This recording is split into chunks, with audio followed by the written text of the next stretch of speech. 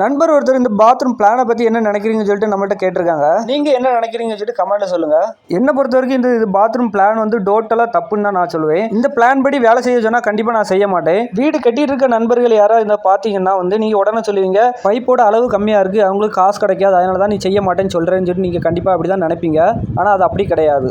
Wash basin தண்ணி, குளிக்கிற தண்ணி எல்லாத்தையுமே 4 இன்ச்சு பைப்பு கூட கண்டிப்பாக சேர்க்கக்கூடாதுங்க. அதாவது வந்து க்ளோசட் கூட கண்டிப்பாக சேர்க்கவே கூடாது. இந்த பிளானை போட்டு கொடுத்தவர் நம்மள்ட்ட என்ன சொல்லுவார், இதுலேருந்து 1 mm கூட மிஸ் ஆகக்கூடாது, கரெக்டாக பைப்பு அந்தந்த இடத்துல கரெக்டாக இருக்கணும்னு சொல்லுவார்.